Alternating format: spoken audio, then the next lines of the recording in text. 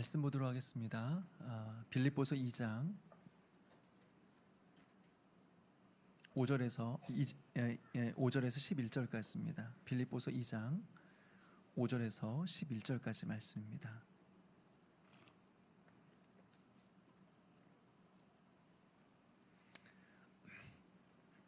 저 한 절 여러분 한 절 교독하겠습니다.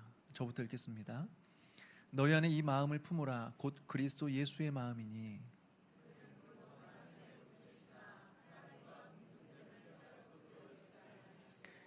오히려 자기를 비워 종의 형체를 가지사 사람들과 같이 되셨고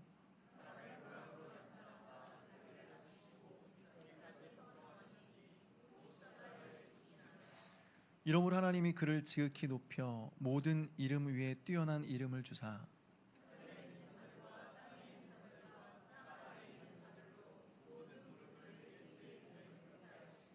같이 읽겠습니다. 시작.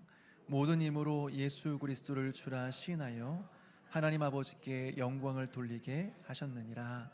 아멘. 네, 기도하시겠습니다. 하나님, 이 금요일 밤 우리를 불러주시고 말씀 앞에 서게 해 주심을 감사드립니다. 오늘 이 시간 예수님께서 어떠한 분이시고 우리를 위하여 어떤 일 행하셨는지를 깊이 묵상해 원합니다. 예수님의 행하신 일과 그 생애가 하나님 우리의 인생과 우리의 삶의 소망이 되게 하시고 더욱더 예수님을 바라보며 의지하는 믿음을 가지고 주님을 따르는 우리 모두가 될 수 있도록 결단한 이 밤 될 수 있도록 인도하여 주시옵소서. 감사를 드렸고 예수님의 이름으로 기도합나이다. 아멘. 오늘은 예수 그리스도에 관한 교리 마지막 시간입니다. 오늘 여러분들과 함께 살펴볼 내용은 예수 그리스도의 높아지심입니다. 예수 그리스도의 높아지심은 크게 네 가지인데요. 예수님께서 죽은 자 가운데서 다시 살아나심, 부활이죠. 그리고 하늘로 올라가심, 승천이죠. 그리고 하나님 보좌 우편에 앉으심, 그리고 마지막 날 다시 오심, 재림이죠. 이 네 가지가 이제 예수님의 높아지신 신분, 그리고 예수님의 높아지신 사역의 내용입니다. 이렇게 말하면 또 어떤 분들은 말씀하시죠. 목사님, 그 정도는 다 압니다. 애들도 알고 있는 내용입니다. 맞아요. 이 내용을 모르는 사람들은 우리 중에 거의 없을 거예요. 예수님께서 부활하시고 승천하시고 보좌 우편 앉으시고 다시 오실 것이다, 모르는 사람은 거의 없어요. 중요한 것은 이 내용이 우리와 무슨 상관이 있느냐, 예수님의 이 높아지신 직분과 사역이 우리와 도대체 무슨 관계가 있느냐라고 하는 거죠. 여러분, 신앙생활의 핵심은 두 가지예요. 첫째는 성경의 내용을 정확히 하는 것입니다. 대충 알면 안 됩니다. 정확히 알아야 됩니다. 두 번째로는 이 성경의 내용이 지금 나와 어떤 관련이 있느냐, 지금 나와 무슨 상관이 있느냐를 아는 거죠. 둘 중에 하나라도 우리가 놓치게 된다면 우리의 신앙생활은 마치 달리기 하는데 향방을 모르고 방향을 모르고 달리는 것과 같아요. 싸움을 하는데 허공에 주먹을 휘두르는 것 같아요. 한마디로 말해서 뜬구름 잡는 신앙생활이다라고 하는 거죠. 그래서 오늘 우리는 이 시간을 통해서 예수님의 높아지심의 의미가 무엇인지, 그리고 그것이 도대체 나하고 무슨 상관인지 이것을 좀 살펴보았으면 좋겠어요. 이 내용을 본격적으로 살펴보기 전에 먼저 두 가지를 말씀드리려고 합니다. 첫째는 예수님의 높아지심은 예수님의 낮아지심에 대한 하나님의 보상이다라고 하는 것입니다. 우리 다시 빌립보서 2장 말씀을 같이 한번 읽겠습니다. 빌립보서 2장 8절과 9절입니다. 같이 읽겠습니다. 시작. 사람의 모양으로 나타나사 자기를 낮추시고 죽기까지 복종하셨으니 곧 십자가에 죽으심이라. 이러므로 하나님이 그를 지극히 높여 모든 이름 위에 뛰어난 이름을 주사. 아멘. 여기 보십시오. 자신을 다 버리시고 죽기까지 복종하신 예수님을 하나님께서 잊지 않으셨다라고 하는 거죠. 그 충성에 대한 보상으로 하나님께서는 예수님을 지극히 높이시는데 이것이 바로 예수님의 높아지신 신분이다, 높아지신 사역이다라고 하는 거죠. 둘째로 모든 신자는 예수님의 전생에 동참하게 된다라고 하는 것입니다. 여기 보십시오. 예수님께서 율법에 순종하심은 여러분 그냥 순종하신 게 아니에요. 예수님께서 율법에 순종하시면 우리는 거기에 동시에 동참하는 것입니다. 그래서 우리 또한 율법에 순종한 자가 되는 거예요. 그래서 하나님께서 우리를 이제는 죄인이라 하지 않으시고 의인이라 하시는 것입니다. 그냥 내가 의인이라고 불러줄게, 의인이라고 치자, 이게 아니에요. 실제로 예수님 때문에 우리 또한 율법에 순종한 자가 되었기 때문에 하나님께서 우리를 보시면서 율법에 순종한 자다, 의인이다 라고 말씀하시는 거예요. 또 예수님께서 우리를 대신하여서 십자가 위에서 죽으셨습니다. 그런데 이 죽으심은 우리와 동떨어진, 우리와 상관없는 예수님 홀로 죽으신 죽으심이 아니라는 것입니다. 예수님께서 십자가 위에서 죽으실 때 우리 또한 그 자리에서 함께 죽었습니다. 즉 죄의 싹은 사망인데, 죄의 결과는 죽음인데, 우리가 예수님께서 십자가에 죽으실 때 우리 또한 함께 죽음으로써 우리 또한 죽음으로 그 죄값을 치렀다라고 하는 것입니다. 그래서 우린 다시 죽을 필요가 없어요. 다시 죽지 않아요. 이미 죄의 값을 죽음으로써 치렀기 때문에 그렇습니다. 마찬가지로 예수님께서 오늘 부활하실 때 예수님 홀로 부활하신 것이 아니라 우리와 함께 부활하셨다라고 하는 것입니다. 또 예수님께서 승천하실 때 홀로 승천하신 것이 아니라 우리와 함께 승천하셨다. 예수님의 보좌 우편에 앉으심도 마찬가지, 재림도 마찬가지. 우리와 상관없이 예수님께서 그렇게 하셨구나가 아니라 우리 또한 거기에 동참한다라고 하는 것입니다. 따라서 여러분, 예수님께서 행하신 모든 일들은 그렇구나, 대단하구나, 감사하구나, 이런 문제가 아니에요. 예수님께서 행하신 일은 곧 내가 한 일이에요. 그리고 앞으로 내가 따라가게 될 그 길이다라고 하는 거죠. 즉 예수님께서 행하신 모든 일들은 한마디로 말하면 우리의 인생의 보증수표가 되는 거예요. 예수님께서 행하신 모든 일들이 우리의 보증수표가 된다.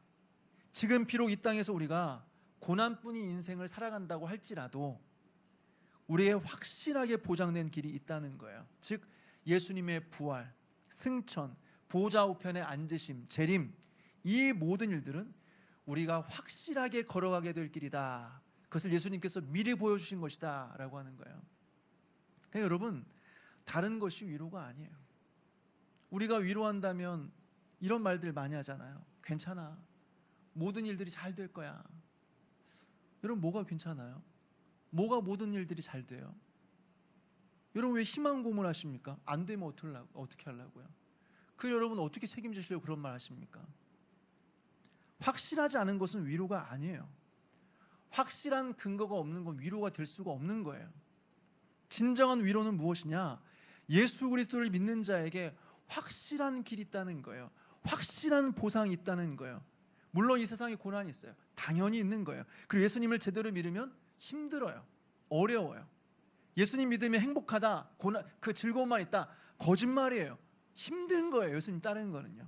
힘든 건 힘든 거예요. 그런데 예수님을 따라 고난받는 자들은 결국에는 예수와 함께 부활하고 예수와 함께 승천하고 예수와 함께 보좌 우편에 앉고 예수님과 함께 재림하는 일에 동참하게 된다라고 하는 거죠. 이것은 단순한 희망 고문이 아니에요. 그랬으면 좋겠다는 소망이 아니라고요. 확실한 거라고요. 그리고 이것이 그래서 우리에게 위로가 된다라고 하는 거죠. 이걸 모르면 우리는 계속해서 뜬구름 잡는 것입니다. 계속해서 방황하는 것입니다. 계속해서 사람 의지하며 살아가는 것입니다. 그리고 평생 사람에게 상처받으면서 실망하며 살아가는 거예요.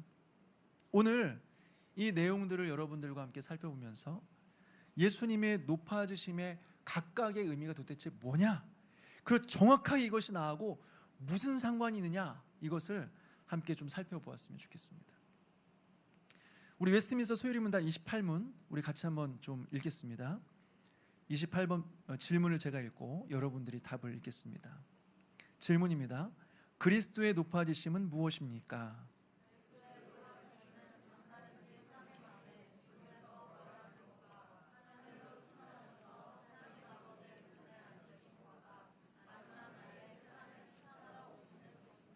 아멘. 먼저 첫 번째로 예수님의 높아지심의 신분, 이 첫 번째는 부활입니다. 여기서 부활이 무엇인가 먼저 생각해 볼 필요가 있어요. 왜냐하면 사람들이 부활에 대한 의미가 정확하게 뭔지를 모르니까 예수님께서 부활의 첫 열매가 되셨습니다 라고 말하면 질문하죠. 예수님이 부활하기 전에도 다른 사람들 다 부활했는데요? 이게 질문하는 사람들이 있습니다. 실제로 성경을 보게 되면 죽었다가 살아난 사람들이 있죠. 야이로의 딸이 그랬고 나사로가 그랬습니다. 근데 여러분, 모두가 다 죽었다가 이 사람들이 살아난데, 여러분, 이런 것들은 우리가 부활이라고 말하지 않습니다. 왜냐? 이 사람들은 죽었다 다시 살아났어요. 다시 죽었어요. 여러분, 성경에서 말하는 부활이라고 하는 것은 단순히 죽었다가 살아나는 게 부활이 아니에요. 썩어질 죄의 몸을 벗어버리고 새로운 부활의 몸을 덧입는 것을 우리는 부활이라고 이야기하는 거예요. 그래서 더 이상 죄를 지을 수 없어요. 더 이상 아프지 않아요. 더 이상 죽지 않아요. 여러분, 이것이 부활이에요. 예수님께서는 이 세상이 창조된 이후로 처음으로 부활의 몸을 입고 부활하셨다라고 하는 거죠.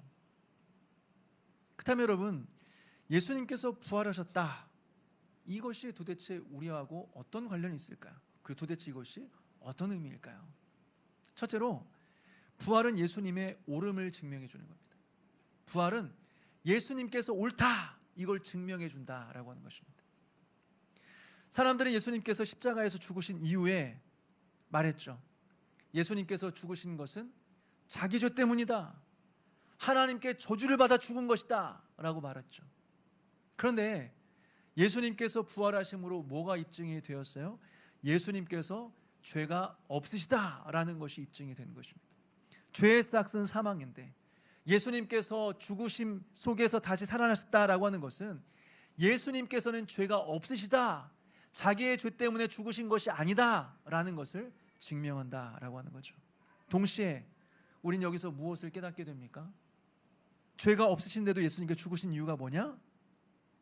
예수님의 죄 때문이 아니라 우리의 죄 때문이다. 우리의 죄를 대속하기 위해서 죽으셨다라고 하는 것이 명백하게 입증이 되는 거죠. 둘째로, 그렇기 때문에 우리는 죄책감에 사로잡혀서 살 필요가 없다라고 하는 것입니다. 물론 우리는 죄를 지으면 회개해야 됩니다. 자신의 죄를 가볍게 여기거나 자기의 죄를 지으면서도 합리화해서는 안 되는 것입니다. 그런데 회개한 이후에도 계속해서 과거의 죄를 끌어안고, 하나님 정말 나를 용서하셨습니까? 내가 용서받은 게 맞습니까? 나 같은 사람도 정말 하나님 받아주십니까? 나는 너무 많은 죄를 지었기 때문에 하나님, 나는 희망이 없을 것 같습니다. 이렇게 여기에 매여 살아갈 필요가 없다라고 하는 거죠. 왜 그렇습니까? 예수님께서 부활하셨기 때문에. 예수님의 부활은 우리의 죄가 완벽하게 처리되었다라고 하는 것을 증명해 주는 것입니다. 그러니 여러분, 우리의 구원의 확신을 우리들의 감정 위에 두지 마십시오. 우리가 기분이 좋으면 구원받은 것 같고, 또 기분 나쁘면 버림받은 것처럼 우리가 생각할 때가 있지 않습니까? 그렇게 하지 말라는 거예요. 우리의 구원은 변하는 우리의 감정 위에 있는 것이 아닙니다. 죽으시고 부활하신 예수 그리스도의 완성된 사역 위에 우리의 구원이 있다. 그래서 우리의 구원은 흔들리지 않는다라고 하는 것입니다. 셋째로, 우리는 실제적으로 죄를 이기며 살아갈 수 있다는 것입니다. 우린 진짜 죄를 이기며 살아갈 수 있게 되었다라고 하는 것이에요. 우리 로마서 6장 4절 말씀 한번 찾아서 읽겠습니다. 로마서 6장 4절 말씀입니다.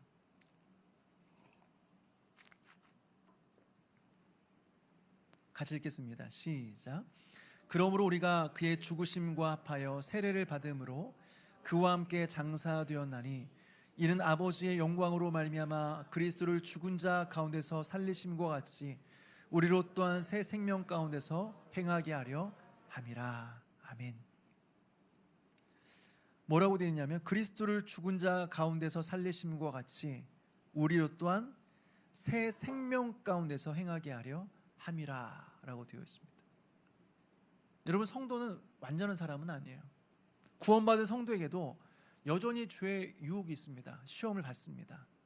구원을 받았지만, 그렇지만 옛날 그 내 마음에, 내 몸에 남아있는 그 옛 습관 때문에, 그 죄인 가운데 있었던 그 옛 습관이 남아있기 때문에 다시 옛사람의 모습으로 돌아갈 때가 있죠. 예전에 실수하던, 예전에 죄를 짓던 그 모습을 잠시 우리가 행할 수 있죠. 그 때로는 넘어지기도 하는 것입니다. 그렇지만 이전과 달라지는 것이 있어요. 과거에 우리는 죄를 거절할 능력이 없었어요. 죄가 시키면 시키는 대로 그대로 따라갔습니다. 욕심이 일어나면 그 욕심을 쫓아 살았습니다. 분노가 일어나면 분노에 끌려다니며 살았습니다. 이제는 어떻게 해요? 예수 그리스도께서 우리 안에 살아계신다라고 하는 것입니다. 부활하신 예수 그리스도의 생명이 성령을 통하여 우리 가운데 역사하신다라고 하는 것입니다. 그래서 우리는 얼마든지 이제는 성령의 능력으로 죄와 싸워서 이길 수 있게 되었다라고 하는 것입니다. 그래서 그리스도 안에 있는 성도들은 죄 짓는 것은 어쩔 수 없는 거다, 당연한 거다, 이렇게 여겨서는 안 된다라고 하는 거죠. 넷째로, 예수님의 부활은 더 이상 우리로 하여금 죽음을 두려워하지 않게 만듭니다. 여러분, 사람들이 세상에서 가장 두려워하는 것은 무엇입니까? 결국에는 사람들에게 두려움을 주는 것은 죽음이죠. 사람들이 돈을 모아서 그 돈으로 젊음을 유지하려고 하고 건강을 지키려고 하는 이유도 결국에는 그 마음의 깊은 곳을 들여다보면 죽음에 대한 두려움이 있기 때문에 그렇습니다. 죽음이 무섭기 때문에 그렇습니다. 그런데 어떻게 해요? 아무리 돈 많고 아무리 이 세상에서 영향력 있는 삶을 살아간다고 할지라도 죽음을 극복할 수 있는 사람은 아무도 없죠. 그래서 사람들은 죽음 앞에서 절망하게 돼요. 이 세상에 돈이 있고 힘이 있으면 나름대로 이것도 하고 저것도 하고 계획을 세우며 살아가지만 죽음 앞에서는 아무것도 할 수 없다는 사실 앞에서 절망하게 되죠. 무엇보다 죽음을 통해서 사랑하는 사람과 헤어져야 되는 슬픔을 겪을 수밖에 없는 것이 인간이에요. 그렇지만 부활은 어떻습니까?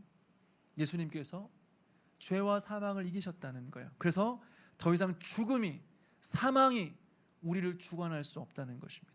그래서 우리 또한 반드시 부활하게 될 것이다 라는 것을 소망하게 만들어주는 것이죠. 예수님께서는 요한복음 11장에서 말씀하셨어요. 나는 부활이요 생명이니 나를 믿는 자는 죽어도 살겠고 무릇 살아서 나를 믿는 자는 영원히 죽지 아니하리라. 나를 믿는 자는 죽어도 살겠고 살아서 믿는 자는 영원히 죽지 않을 것이다. 여러분, 이 말씀을 붙들고 죽음 앞에서 두려워하지 않게 되는 은혜가 있게 되길 바랍니다. 비록 우리가 이 땅에 살면서 육체적인 죽음은 맞이할 거예요. 그러나 여러분, 육체적인 죽음은 우리의 인생의 끝이 아니에요. 그 죽음이라는 문을 통과하여서 우린 영원한 생명과 영원한 부활에 참여하게 되는 것입니다. 그러니 여러분, 죽음을 두려워하지 말고 그 부활의 소망을 가지고 살아가는 저와 여러분 되시기를 주님의 이름으로 축원합니다. 두 번째로, 예수님의 승천에 대한 부분입니다. 여러분, 부활하신 예수님께서는 제자들이 보는 가운데 이제 하늘로 올라가셨어요. 승천은 예수님께서 이 세상을 버리고 이제 떠나셨다, 이런 의미가 아니에요. 지상 사역을 이제 완벽하게 완수하셨다라고 하는 의미죠. 그리고 원래 계셨던 그 영광의 자리로 돌아가셨다라고 하는 것입니다. 이것이 승천의 의미예요.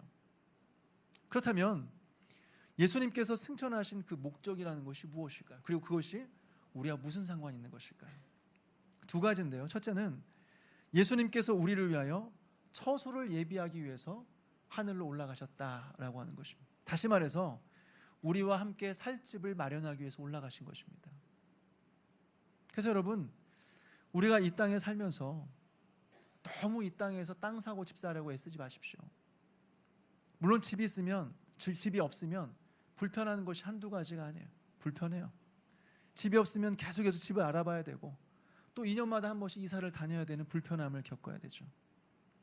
그러니까 여러분, 돈이 있으면 집을 사십시오. 그러나 이것이 우리의 인생의 목표는 될 수가 없다. 이것이 궁극적인 내 평생의 내 집 마련, 이것이 우리의 목표가 될 수는 없다라고 하는 것입니다. 왜냐하면 이곳이 우리가 영원히 살 집이 아니기 때문에 그렇습니다. 잠시 있다 우리는 떠나야 될 곳이기 때문에 그래요. 그러나 여러분, 이 땅이 전부인 것처럼 살지 마십시오. 우리의 시민권이 하늘에 있음을 기억하십시오. 위의 것을 바라보면서 위의 것을 찾으며 살아가는 저와 여러분 되시기를 주님의 이름으로 축원합니다. 둘째로, 예수님께서 승천하신 목적은 우리에게 성령을 보내셔서 우리와 함께 하시기 위함이다라고 하는 거예요. 한번 생각해 보십시오. 예수님께서 이 땅에 육신으로 계신다면 그것만큼 좋은 것은 없겠죠. 예수님께서 지금 이 땅에 계신다면 아마도 우리는 그 예수님을 직접 눈으로 보고 그분과 대화할 수 있겠죠. 그렇다면 더 이상 예수님에 대해서 의심할 필요가 없을 것입니다. 확실히 예수님 믿을 것입니다. 또 그분과 대화하며 그분의 손길을 직접 경험할 수 있겠죠. 얼마나 좋아요.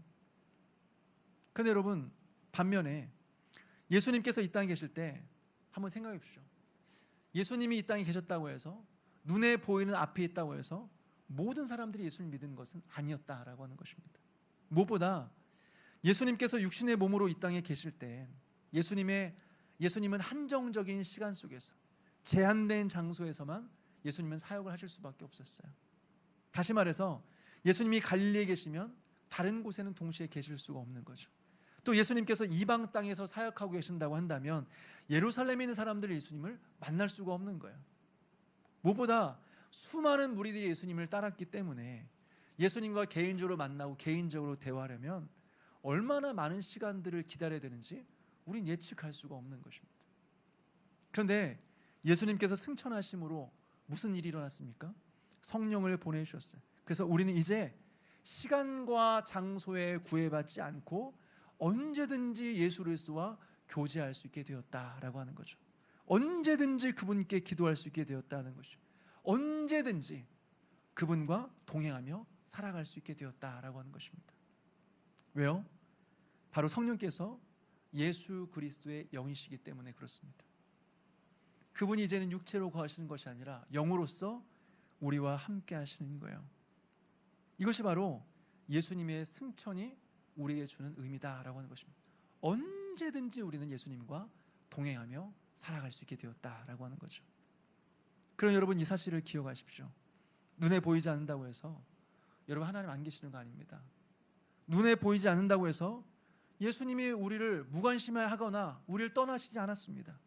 예수님이 승천하셔서 하늘에 계시지만 성령으로는 지금도 우리와 함께 하시고 우리의 삶을 인도하신다라고 하는 거죠. 이 사실을 믿고 성령으로 예수님과 날마다 동행하며 살아가는 저와 여러분 되시기를 주님의 이름으로 축원합니다. 세 번째로 보좌 우편에 앉으심입니다. 보좌 우편에 앉으심. 여러분, 여기서 예수님께서 보좌 우편에 앉으셨다라고 하니까 예수님께서 하나님 오른쪽에 앉아 계시는구나 이렇게 생각하시는 분이 계실 수 있어요. 근데 성경에서 우편이라고 하는 것은 방향을 가리키는 의미가 아니라 존귀한 자리다, 가장 존귀한 자리다라는 그런 의미가 있어요. 그리고 예수님께서 앉으셨다라고 하는 것은 그냥 앉아서 쉬시나 보다 이게 아니에요. 왕이 나라를 다스릴 때는 보좌에 앉아서 나라를 다스립니다. 그러니까 예수님께서 앉으셨다라고 하는 것은 가장 하늘의 존귀한 자리에 앉으셔서 이 세상을 다스리고 계신다라고 하는 그런 의미라고 하는 거죠. 이것이 우리에게 의미하는 바가 무엇일까요? 첫째로 예수님은 지금도 온 세상을 주관하시고 다스리신다라고 하는 것입니다. 여러분, 이 세상을 한번 보십시오. 세상이 때로는 통제되지 않는 통제불능의 상태인 것처럼 보일 때가 있습니다. 여기저기 끊이지 않는 전쟁이 일어나고 있죠. 세계 경제가 흔들리고 있죠. 또 자연재해로 인해서 많은 사람들이 피해를 입고 있어요. 최근에도 태풍이 지나갔고 또 일본에서 일어난 지진으로 인해서 수많은 사람이 사상자가 일어났다는 소식을 듣습니다. 또 보게 되면 사회적인 갈등은 계속해서 일어나고 있고 정치적으로도 보면 연합해서 문제를 해결하려는 노력보다는 서로 그냥 내가 옳다, 네가 옳다, 서로 비난하며 싸우기만 바쁜 현실들을 바라보게 되죠. 이런 것들을 보고 있으면 왠지 모를 불안함이 생겨요. 왠지 모를 불안함. 곧 세상이 망할 것 같고 앞으로 우리 자녀들이 살아갈 세상이 어떻게 될지 막막하기만 한 거죠. 그러나 여러분, 우리는 기억해야 돼요. 역사의 주인은 하나님 보좌 우편에서 온 세상을 다스리는 우리 주님이시다라고 하는 것입니다. 우린 세상에서 일어나는 모든 일들을 우린 다 이해할 수도 없어요. 더더욱 해결할 수도 없어요. 그럼에도 불구하고 우리는 해야 될 일을 해야겠죠. 그렇지만 그것이 어느 정도의 효과가 있을지 우리는 알지 못하죠. 그러나 우리에게는 확실히 믿는 것이 있습니다. 우리 주님께서 보좌에서 이 모든 세상을 다스리신다라고 하는 것입니다. 그리고 그분은 이 세상을 당신의 선하신 뜻대로 언제든지 움직여 가신다라고 하는 것입니다. 결코 우리 주님은 잘못된 방향으로 이 세상을 내버려 두지 않을 것입니다. 절대로 내버려 두지 않으실 거예요. 악은 반드시 심판하실 것입니다. 잘못된 것은 반드시 바로잡으실 것입니다. 둘째로 예수님은 교회의 머리가 되셔서 지금도 이 교회를 다스리신다라고 하는 겁니다. 여러분, 예수님은 보좌에 앉으셔서 이 세상만 주관하시는 분은 아니세요. 당신의 교회를 주목하고 계십니다. 그리고 교회의 머리가 되셔서 이 교회를 당신의 뜻대로 움직이고 계십니다. 여러분, 교회 주인은 목사가 아니에요. 교회 주인은 장로가 아닙니다. 교회 주인은 성도들도 아니에요. 교회 주인은 교회의 머리이신 예수 그리스도이십니다. 예수님은 지금도 교회의 주인으로서 이 교회를 다스리고 계세요. 어떻게 해요? 말씀으로 다스리고 계세요. 하나님은 언제나 교회에 말씀을 주십니다. 오늘 이 밤에도, 이 금요 예배 때도 우리 예수님께서는 교회를 향한 말씀을 주고 계시는 것입니다. 그러면 성도들은 이 말씀을 예수님의 말씀으로 받아서 순종하는 거죠. 그때 모든 성도들은 하나님의 통치 속에서 살아가게 되는 것입니다. 그리고 교회는 주인의 마음에 합한 교회가 되어가는 거죠. 제가 기도할 때마다 하나님 앞에 기도하는 것이 있습니다. 주님이 이 교회의 주인이십니다. 예수님이 이 교회의 머리가 되십니다. 내가 바라는 교회, 내가 꿈꾸는 교회가 아니라 주님이 꿈꾸는 교회, 주님이 바라시는 교회가 되기 원합니다. 여러분, 교회는 나의 꿈을 이루는 곳이 아니에요. 나의 비전이 성취되는 곳이 교회가 아니에요. 교회는 예수님께서 머리가 되셔서 설교자를 통하여 말씀으로 당신의 마음을 보여주심으로 말미암아 주님께서 이끌어 가시는 곳, 이곳이 바로 교회다라고 하는 거죠. 이것을 위해서 예수님은 하늘 보좌 우편에 앉으셔서 당신의 교회를 지금도 다스리고 계신다라고 하는 것입니다. 세 번째로 우리 예수님은 보좌 우편에 앉으셔서 지금도 우리를 위하여서 기도하고 계세요. 보좌 우편에 앉으셔서 지금도 우리를 위해 기도하고 계세요. 로마서 8장 34절은 이렇게 말하고 있습니다. 그는 하나님 우편에 계신 자여 우리를 위하여 간구하시는 자시니라. 히브리서 7장 25절도 말하고 있습니다. 이는 그가 항상 살아계셔서 그들을 위하여 간구하심이라. 여러분, 예수님께서는 지금도 우리를 위해 기도하고 계세요. 우리가 연약해서 기도하지 못할 때에도 예수님은 우리를 위하여 기도하고 계십니다. 뿐만 아니라 우리가 넘어지고 실패했을 때에도 예수님은 우리를 절대로 버리지 않으십니다. 우리를 하나님 앞에서 변호하고 계세요. 사탄은 우리를 계속해서 고발합니다. 하나님, 저 사람 보십시오. 저 사람 보십시오. 저렇게 넘어진 사람이 어떻게 하나님 자녀입니까? 저 사람은 구원받을 자격이 없습니다. 천국에 들어갈 자격이 없습니다. 저 사람의 기도는 하나님 들으실 필요가 없습니다. 저 사람은 정죄받아 마땅합니다. 계속해서 사단은 우리를 송사하고 고발하죠. 그런데 우리 예수님은 어떻게 하십니까? 하나님 앞에서 자신의 피와 의를 근거로 우리를 변호하고 계신다라고 하는 거죠. 아버지여, 내가 이 사람의 죄값을 지불했습니다. 내가 이 사람을 위해 죽었습니다. 이 사람은 내 안에 있습니다. 그러므로 여러분, 우린 기도하면서 낙심하지 말아야 돼요. 우리의 기도가 부족해도 제사장 되신 우리 예수님께서 우리의 기도를 하나님 앞에 올려드리고 계시는 것입니다. 기도의 확신이라고 하는 것은 우리가 얼마나 말을 잘했느냐, 우리가 얼마나 오랜 시간 기도했느냐 여기에 있지 않아요.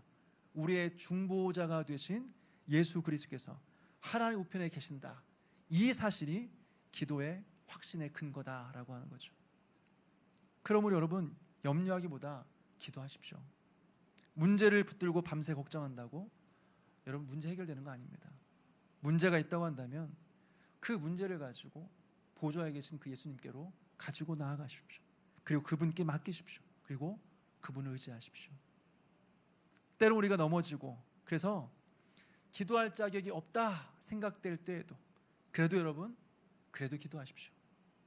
우리의 자격 때문에 우리 하나님 앞에 기도하는 것이 아닙니다. 우리의 자격 때문에 하나님 앞에 기도하는 것이 아니라 우리의 변호자가 되시는 우리 예수님 때문에 우리가 하나님 앞에 기도하는 것입니다. 그러니 우리의 의를 근거로 기도하지 마십시오. 예수님의 이름을 근거로, 예수 그리스도의 의를 힘입어 담대한 하나님 앞에 기도하는 저와 여러분 되시길 주님의 이름으로 축원합니다. 마지막으로 예수님의 재림에 대한 부분이에요. 여러분, 예수님의 높아지심은 이제 예수님의 재림 때에 완성이 되어지는 것입니다. 예수님께서는 처음 이 땅에 오셨을 때 낮고 겸손한 종으로 오셨어요.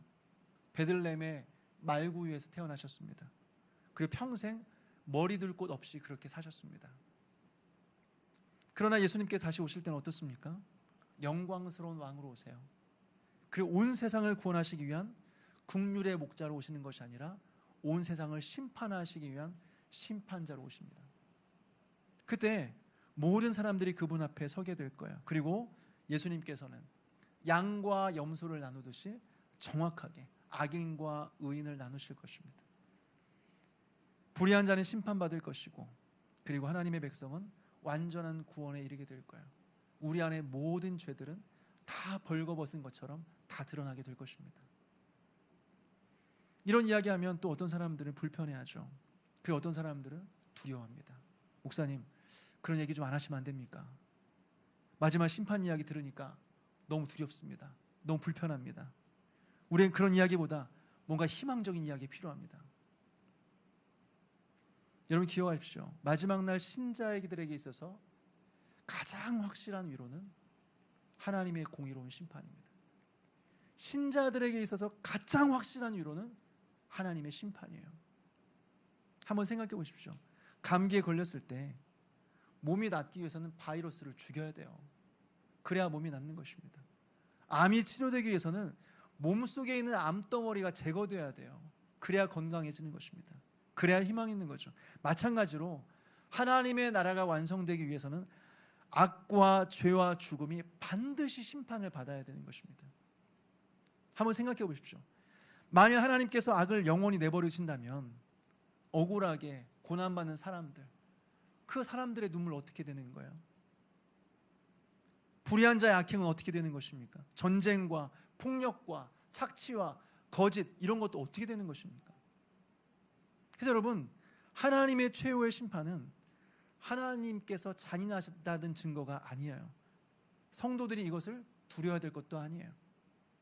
오히려 마지막 심판은 하나님께서 선하시고 의로우시다, 자기 백성의 눈물을 외면하지 않으신다라고 하는 증거라는 거죠.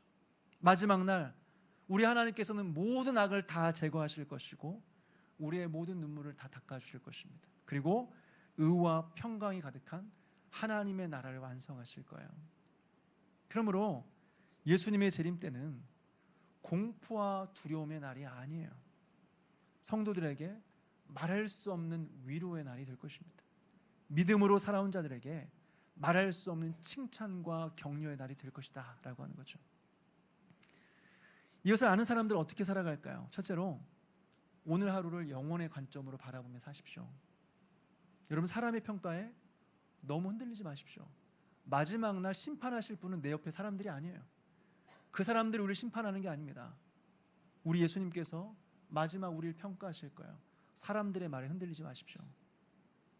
또 오늘 하루가 우리가 선택하며 살아감에 있어서 오늘만의 유익을 위해서 선택하며 살아가지 마십시오. 마지막 날에 우리가 하나님 앞에 부끄럽지 않도록 오늘 하루를 선택하며 살아가십시오. 둘째로, 세상의 악 때문에 여러분 너무 낙심하지 마십시오. 지금은 악이 승리하는 것처럼, 악이 흥왕하는 것처럼 보일 수 있습니다. 거짓말하는 사람이 잘 되고 정직한 사람이 손해보는 것처럼 보일 때가 많죠. 힘 있는 사람이 약한 사람을 억압해도 아무런 일도 일어나지 않는 이런 세상처럼 우리는 보고 있습니다. 그러나 아직 마지막 판결이 내려지지 않았어요. 마지막 심판은 우리 주 예수 그리스도에게 속해 있는 것입니다. 우리가 모든 악을 직접 해결하려고 할 필요도 없어요. 여러분, 정의를 위해서 노력해야 되지만 복수와 심판은 하나님께 맡기는 것입니다. 최종적인 판단과 최종적인 심판은 우리에게 있는 것이 아니라 우리 주 예수님에게 있다라고 하는 거죠. 그러므로 여러분, 불의 앞에서 너무 절망하지 마십시오. 의롭게 사는 것이 손해보는 것이다, 여러분 이렇게 생각하지 마십시오. 주님께서 다시 오십니다. 심판하십니다. 셋째로, 깨어 준비하며 살아가야 된다라고 하는 거죠. 재림신앙은 날짜를 계산하고 있는 것이 아니에요. 오늘 맡겨진 일을 충성스럽게 감당하며 살아가는 것입니다. 가정에서 부모로 살아가는 것, 직장에서 정직하게 일하는 것, 교회에서 맡겨진 일들을 성실하게 감당하는 것, 이웃을 사랑하고 복음을 전하는 것, 죄를 회개하고 거룩하게 살아가는 것. 여러분, 이것이 바로 깨어 준비된 삶이라고 하는 것입니다. 주님께서 오늘 오셔도 부끄럽지 않도록 이렇게 오늘 하루를 성실하게 살아가는 저와 여러분 되시기를 주님의 이름으로 축원합니다. 마지막으로 복음을 전해야 돼요. 예수님께서 마지막 날에는 심판주로 오실 것입니다. 그러므로 아직 은혜의 문이 열려 있을 때 우리는 복음을 전해야 돼요. 기회가 있을 때 우리는 전도해야 됩니다. 시간이 지나면 기회는 없습니다. 특별히 우리 가족 가운데 아직 예수 믿지 않은 사람들이 있다고 한다면 여러분 기도하십시오. 그리고 사랑으로 복음을 전하십시오. 그리고 한 영혼이라도 더 구원받기를 바라면서 그렇게 전도에 참여하는 저와 여러분 되시기 바랍니다. 말씀을 맺습니다. 여러분, 그리스도의 높아지심이라고 하는 것은 오래전에 일어난 하나의 사건에 불과하지 않습니다. 부활과 승천과 예수님의 보좌 우편에 앉으심과 재림은 오늘 우리의 삶과 직접적인 연결을 맺고 있어요. 왜요? 우리가 예수 그리스도와 연합된 존재이기 때문에 그렇습니다. 그리스도께서 부활하셨기 때문에 우리에게도 새 생명이 있게 된 것입니다. 예수님께서 승천하셨기 때문에 우리는 이제 이 땅에 속한 자가 아니요 하늘에 속한 자가 되었습니다. 예수님께서 하나님 우편에 앉으셨기 때문에 우리는 혼란스러운 이 세상 속에서도 하나님의 공의로운 선하신 통치를 기대하며 살아갈 수 있는 것입니다. 예수님께서 다시 오실 것을 우리가 믿기 때문에 우리는 소망을 가지고 하나님 나라의 완성을 꿈꾸며 기대하며 살아갈 수 있게 되었다라고 하는 거죠.